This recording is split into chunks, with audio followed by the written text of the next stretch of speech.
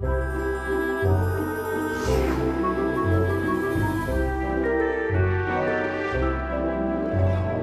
6 minutes past 11, Helen Curran brings us a world forecast. Now we join Anegus Mac Grianna in the RTÉ newsroom.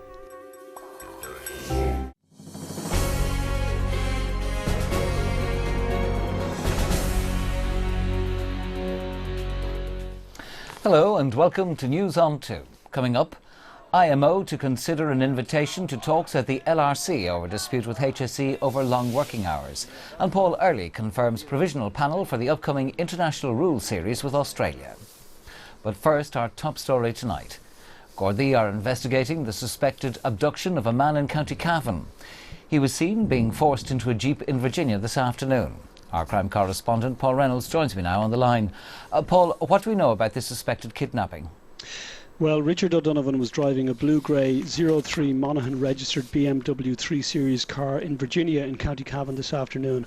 At 3:30, a silver BMW X5 Jeep crashed into it in the Swiftbrook estate. A number of men then got out and attacked him. They dragged him from the car and bundled him into the BMW Jeep and took him away. He hasn't been seen since. Now, both the Gardaí and the family of Richard O'Donovan are extremely concerned for his safety. They believe he was targeted, that his abduction was planned and carried out in daylight with little apparent concern about potential witnesses. Now, an incident room has been set up in Baileyborough Garda Station, and Gardaí are appealing for witnesses or anyone with information to contact them on 042 969 4570. Paul, thank you. 3,000 junior hospital doctors are preparing to go back to work after taking part in a nationwide strike today. The doctors have spent the day on the picket line in protest at long working hours. Tonight, the Irish Medical Organisation, which represents the doctors, said it would consider an invitation from the Labour Relations Commission to return to talks. The doctors are due back in work at midnight, but say they had to take action against the long shifts they're expected to work. If somebody is fatigued and falling asleep, they wouldn't be allowed to drive a bus or drive an airplane under those conditions, so I've no doubt that mistakes are being made. Any doctor who works 36 hours without any sleep or minimal sleep is not safe to be dealing with patients.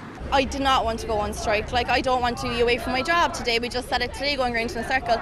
We don't want to be here. We would like to be in work, and I do truly apologise to those people.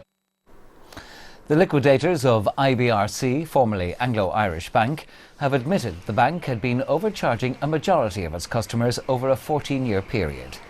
The admission came tonight in evidence given in a court in the US. The bank has admitted that the majority of variable rate loan customers in the Republic of Ireland, Isle of Man and the US had been overcharged between 1990 and 2004. The issue was identified in 2010 and customers have been refunded and compensated. Tax increases and spending cuts of €2.5 billion will be made in next week's budget, according to Finance Minister Michael Noonan. He said improvements in the economy, taxation changes and savings already made will be used to make up the difference between the original target of €3.1 billion. A fire in a garment factory in Bangladesh has killed at least 9 people. The fire broke out in the town of Ghazipur, 40 kilometres north of the capital Dhaka. Dozens of workers have been injured. A new national postcode system is to be introduced which will provide a unique 7-character code to every letterbox in the country. The new system will be operational in spring 2015. It will bring Ireland in line with other European countries.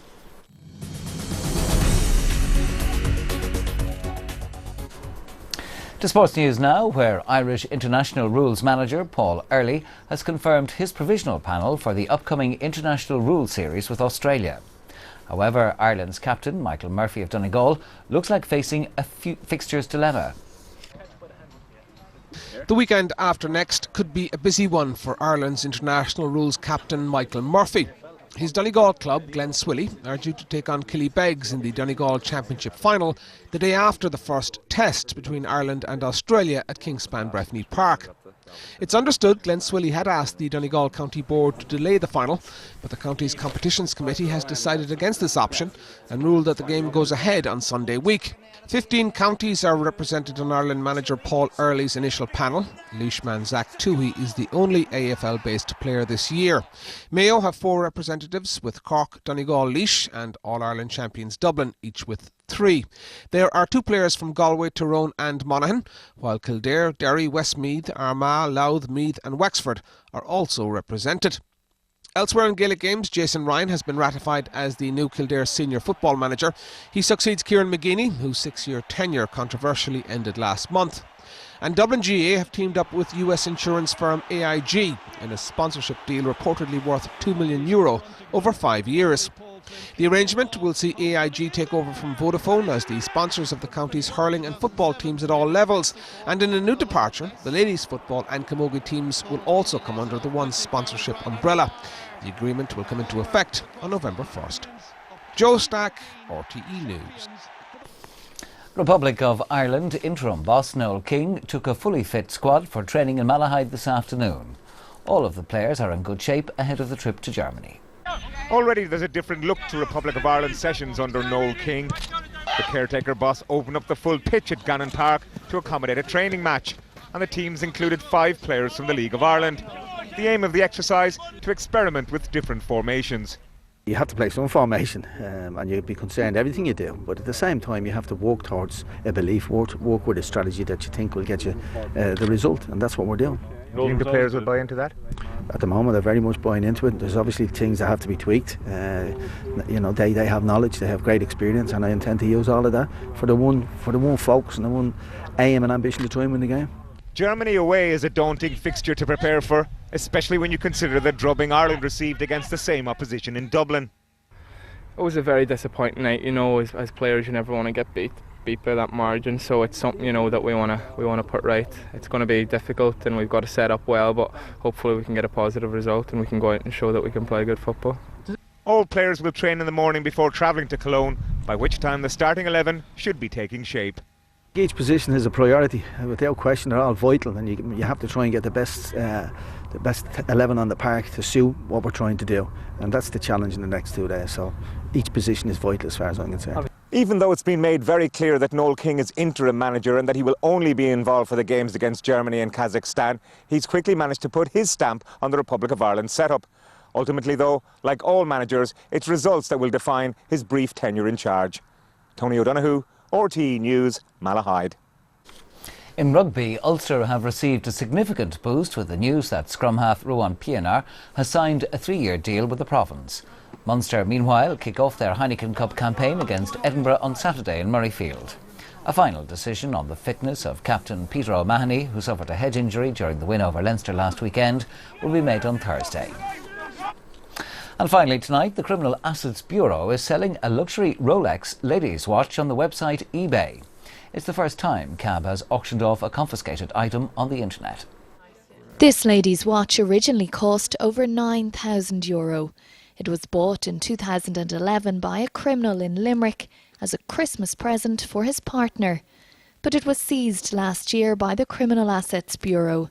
And now, for the first time, CAB has listed it for sale on eBay.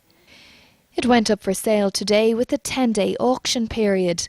Opening bids start at €6,000, and as of a short time ago anyway, no prospective buyer had yet started the bidding. If a sale does go ahead, the funds will ultimately be handed over to the Department of Finance.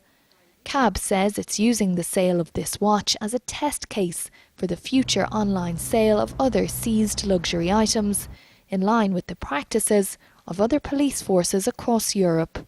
Katrina Perry, RTÉ News. And that's News on 2. Thanks for watching. Good night. Take care.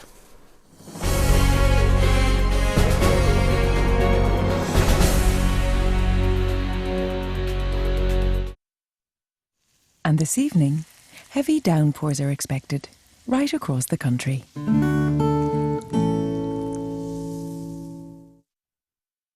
Hi there and good evening.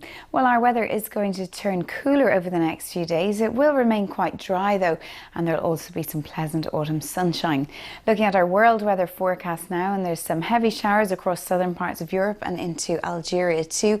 And then we meet the heavy thundery downpours around the equatorial region, and they're pushing westwards. Further to the south though, for South Africa, stay mostly dry, fine and sunny with temperatures of about 25 degrees tomorrow in Cape Town. Plenty of warm sunshine as well across the Middle East and into Karachi in Pakistan. Temperatures here of 33 degrees, but very heavy downpours across much of India. Still quite warm though with those temperatures into the high 20s. Also dry, warm and sunny across much of Asia at the moment as well, with similar temperatures, though there is the remains of a typhoon pushing in, bringing some heavy showers through South Korea, Japan and down into Indonesia as well. The usual heavy thundery downpours remain through the afternoons here. Still very warm though with those temperatures in the high 20s or low 30s. Even though it's only spring in Australia, it's very hot at the moment in Alice Springs, 40 degrees up to 31 in Sydney as well. Temperatures of about 20 in Melbourne and Perth with some showers moving along southern fringes, and they'll push in across Tasmania and into New Zealand too, where there's going to be some wet and windy weather here, strong winds and temperatures just in the mid-teens. Back across now to South America, and there's plenty of sunshine in Brazil at the moment. Rio seeing temperatures of about 25 degrees, a little bit cooler though for Buenos Aires and Santiago. As we push further north into northern parts of Brazil and the Caribbean, some very heavy thundery downpours likely, and similarly across the Pacific Northwest. Now there's also a weather system, very active one, moving along the east coast, which will bring some heavy rain at times, but generally for much of Canada and the US staying dry and sunny. Across the Atlantic now to Europe, and it's very unsettled in central parts of the Mediterranean and in central parts of Europe too, though it will stay dry and sunny for Spain and Portugal and much of Western Europe, with dry, sunny conditions here in Ireland on Thursday and Friday. But for tomorrow there will be a few showers, particularly in the north and east, and as I said, it will turn cooler with temperatures of just about 11 to 14 degrees. That's it for me for the moment. Good night.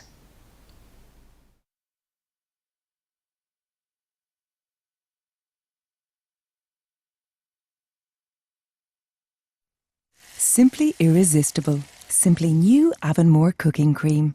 All of the taste, only half of the fat.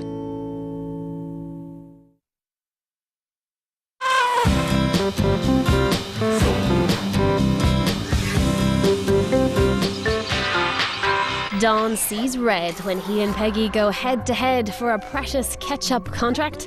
Mad Men after the National Lottery Euro Millions.